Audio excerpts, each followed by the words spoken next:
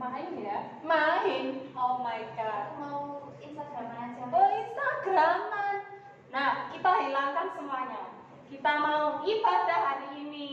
Untuk Instagram, untuk main nanti aja ya adik-adik ya. Kita mau beribadah. Nah, yuk kita bangkit berdiri. Kita mau memujikan hari ini kurasa bahagia. Sama tepuk tangan.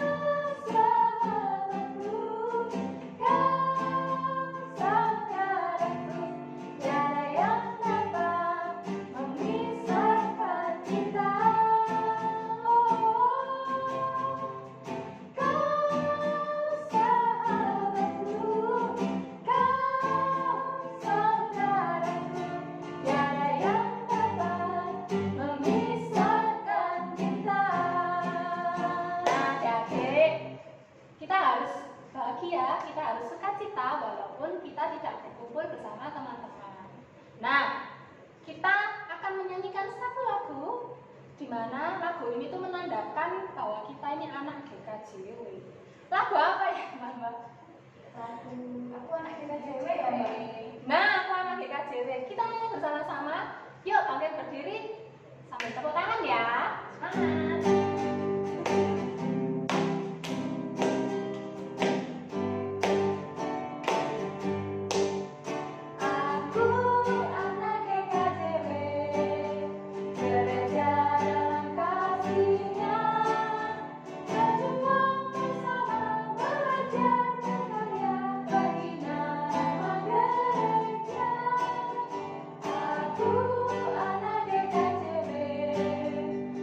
Anak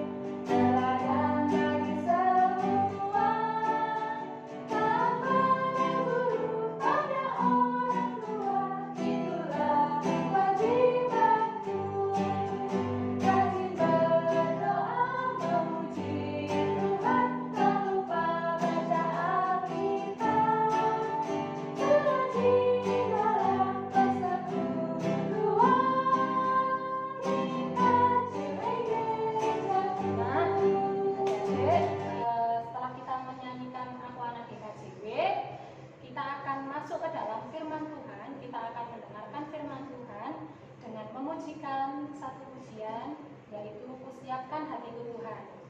Yuk kita memujikan dengan sikap berdoa.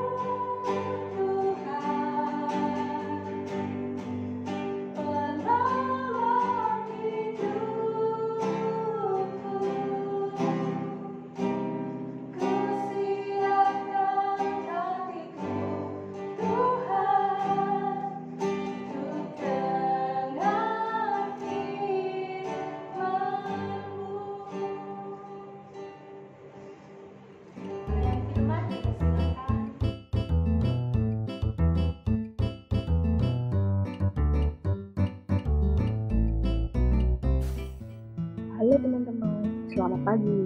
Hari ini kita akan belajar firman Tuhan lagi nih. Masih semangat kan meskipun di tengah pandemi seperti ini?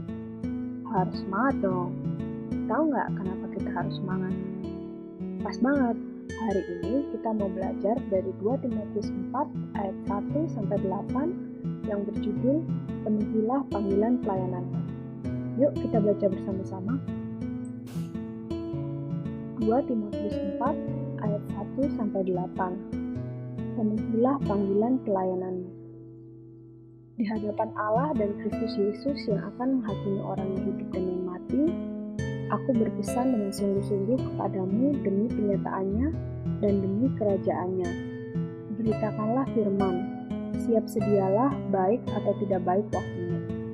Nyatakanlah apa yang salah, tegurlah dan nasihatilah dengan segala kesabaran dan pengajaran.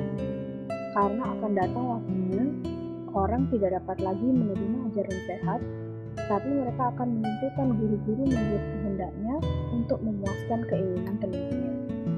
Mereka akan memalingkan telinganya dari kebenaran dan membukanya bagi dongeng. Tapi kuasailah dirimu dalam segala hal, sabarlah menderita, lakukanlah pekerjaan pemberita Injil, dan tunaikanlah tugas pelayananmu. Mengenai diriku, darahku sudah mulai dicurahkan sebagai persembahan, dan saat kematianku sudah dekat. Aku telah mengakhiri pertandingan yang baik. Aku telah mencapai garis akhir, dan aku telah memelihara iman. Sekarang telah tersedia bagiku mahkota kebenaran yang akan dikaruniakan kepadaku oleh Tuhan, Hakim yang adil pada harinya. Tetapi bukan hanya kepadaku, melainkan juga kepada semua orang yang merindukan kedatangannya. Teman-teman, sebelum kita lebih jauh merenungkan firman Tuhan, Mari kita sama-sama berdoa. Mari kita berdoa. Tuhan Yesus, terima kasih untuk berkat yang Engkau limpahkan kepada kami. Terima kasih karena Engkau masih memberikan kami kesempatan untuk belajar tentang firman-Mu, walaupun tidak saling bertatap muka. Engkau yang membuka telinga dan hati kami, Tuhan, agar kami bisa mendengarkan dan mengerti tentang apa yang ingin Kau sampaikan kepada kami. Terima kasih Tuhan Yesus. Amin. Teman-teman, tahu nggak 1420 hektar itu seluas apa?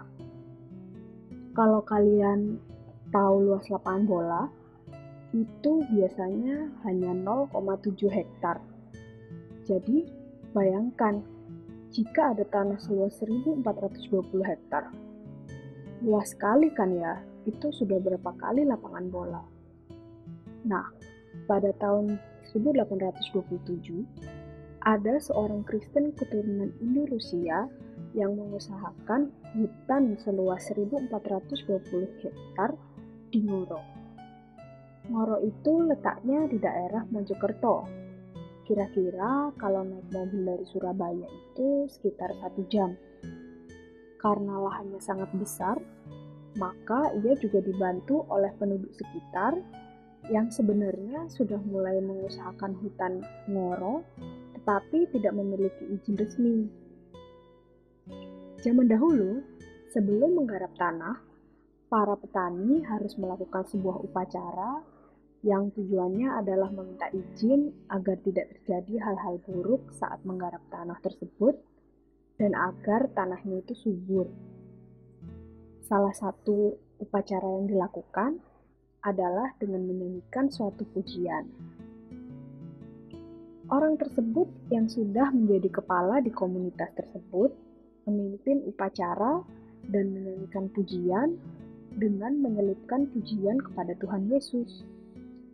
Pujian itu pun diikuti oleh seluruh penduduk sehingga secara tidak langsung mereka mulai diperkenalkan dengan Tuhan Yesus.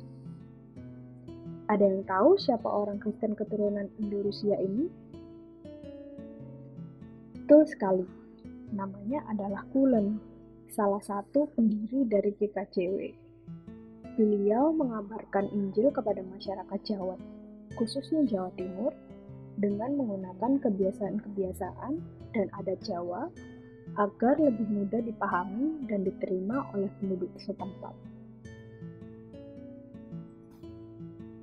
Kulen bersemangat memberitakan firman Tuhan di tengah-tengah hidup berjuang mengusahakan hutan yang pastinya tidak mudah ya. Tahun 1800 teknologi mesin belum secanggih sekarang, jadi mereka benar-benar harus mengerahkan kekuatan fisik. Tetapi itu tidak membuatnya menyerah untuk memberitakan firman Tuhan. Kalau kita kembali ke perikop yang kita baca di awal tadi, berisi tentang pesan Rasul Paulus kepada Timotius. Kalian pasti sudah tahu kan siapa itu Rasul Paulus? Beliau juga merupakan salah satu pemberita Injil yang selalu bersemangat. Meskipun ia harus berada di penjara, tetapi ia tetap rajin menulis kepada jemaat-jemaatnya untuk memberikan kekuatan kepada mereka. Jika kita perhatikan di ayat 6, ia benar-benar sudah menyelesaikan tugasnya sebagai hamba Tuhan hingga tuntas. Tidak berhenti di tengah-tengah meskipun banyak cobaan yang harus dihadapinya. Nah, teman-teman, kira-kira apakah kita bisa juga ya seperti Paulus dan Kulen? Tentu saja bisa. Tuhan sudah menempatkan kita di tengah-tengah lingkungan di mana kita bisa memberitakan Injil. Sebagai seorang teman, kita bisa mengingatkan teman kita jika ada yang berbuat salah. Sebaliknya, jika kita mempunyai kesalahan, kita juga mau meminta maaf. Kita harus berpegang teguh kepada ajaran Tuhan. Jika sekarang sudah zaman media sosial, maka kita juga harus berhati-hati dengan informasi yang kita baca. Apakah itu sesuai dengan kehendak Tuhan atau ajaran Tuhan? Begitu pula jika kita menulis sesuatu. Apakah itu akan membawa berkat bagi orang lain? Atau malah itu menjadi sesuatu yang menyakiti hati orang lain? Sebagai umat Kristus, kita ditempatkan di GKJW Rumput untuk bersama-sama membangun dan menguatkan satu sama lain, saling mendoakan dan saling mengingatkan. Agar teman-teman lebih semangat, kita sama-sama belajar logo GKJW yuk. Teman-teman pasti familiar kan sama logo ini? Siapa kira-kira yang belum pernah melihat logo ini? Pasti kayaknya nggak ada lah ya yang belum pernah melihat logo ini. Nah, tapi apakah teman-teman udah tahu nih arti dari logo GKJW ini? Nah, mungkin dari teman-teman mungkin udah ada yang tahu kali ya. Tapi sekarang kita mau refresh memori lagi mungkin buat yang udah tahu dan buat teman-teman yang belum tahu. Nah, ini sekarang waktunya kita mau sama-sama belajar arti dari logo GKJW. Kita mulai dari yang paling luar, yang bentuknya kayak awan ya, berloko-loko gitu. Nah, ini melambangkan apa kira-kira? Ya, jadi karena bentuknya kayak awan gitu, ini melambangkan alam semesta. Terus di dalamnya lagi mungkin bentuk yang paling kelihatan banget, bentuk apa? Ya, bentuk seperti atap rumah gitu ya. Bentuk rumah yang atas ada atapnya, di bawah ada bangunannya. Itu melambangkan dunia. Terus kalau misalnya kita perhatikan di dekat ujung atas ada gambar seperti gambar burung merpati. Burung merpati biasanya melambangkan apa? Ayo. Tuh, merpati itu adalah lambang Roh Kudus. Terus di bawahnya kalau kalian lihat di situ ada api yang berjumlah 3. Kira-kira melambangkan apa? Tuh, 3 api itu melambangkan lambang Tritunggal. Terus di bawahnya ada bentuk salib. Nah, salib ini artinya adalah penebus dosa.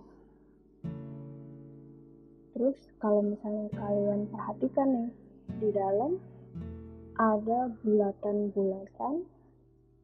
Kira-kira jumlahnya ada berapa? Ayo. Kalau misalnya kalian ngitungnya benar, harusnya jumlahnya ada 12. Nah, 12 bulatan ini melambangkan pengakuan iman rasuli. Yang terakhir di bawahnya sama persis itu ada Alkitab. Nah, itu semua adalah arti dari logo GKJW yang sudah sering kita lihat. Nah, sekarang teman-teman sudah tahu kan arti dari logo GKJW? Teman-teman bisa menggambar logo itu di atas kertas dan kemudian dikumpulkan ke nomor yang tertera. Nanti hasil karya teman-teman bisa ditampilkan di kebaktian umum. Selamat berkarya dan selamat melayani. Tuhan Yesus memberkati. Nah, gimana adik-adik? Sudah mendengarkan firman ya? Nah, sudah ya. Nah, adik-adik, setelah mendengarkan firman Tuhan, waktunya kita persembahan. Yuk, dipersiapkan uangnya, dititipkan ke mama atau papa ya. Mari kita pujikan. Terima kasih Tuhan.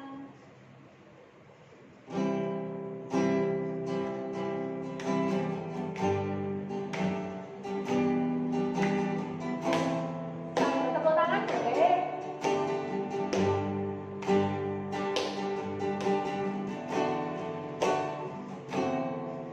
Terima kasih Tuhan.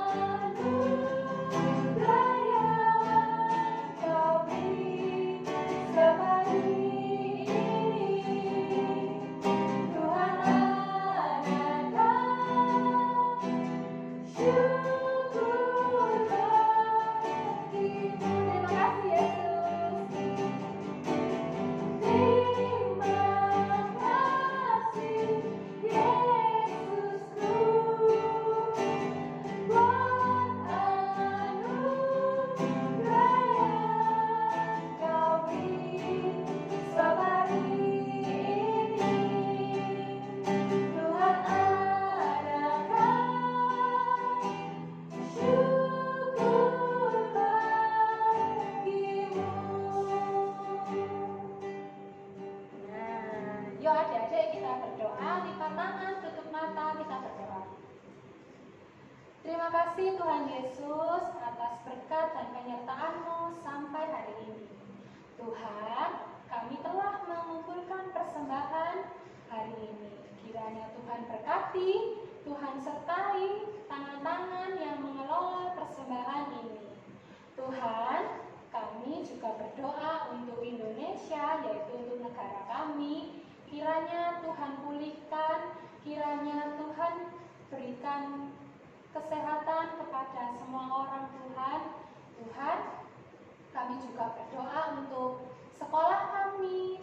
Kiranya Tuhan juga memberikan kemudahan untuk internet, untuk guru-guru yang mengajar kami. Tuhan, kami serahkan doa-doa kami ke dalam tangan Tuhan Yesus. Kiranya Tuhan menjamah doa kami. Tuhan, kiranya Engkau mengajarkan doa Bapa kami. Bapa kami yang ada di surga, dikuduskanlah nama-Mu, datanglah kerajaan-Mu, jadilah kehendak-Mu di bumi seperti di surga. Berikanlah kami pada hari ini makanan kami yang secukupnya, dan ampunilah kami akan kesalahan kami, seperti kami juga mengampuni orang yang bersalah kepada kami. Dan janganlah membawa kami ke dalam pencobaan, tetapi lepaskanlah kami daripada yang jahat. Karena Engkau-lah yang mempunyai kerajaan dan kuasa dan kemuliaan sampai selama-lamanya. Amin. Nah, oke. Sebelum kita mengakhiri ibadah pada hari ini, kita mau menyanyikan lagu Basa Jawa, adik-adik. Kita mau menyanyikan Monggo Sami Nderek Gusti. Yuk, bangkit berdiri dengan tepuk tangan.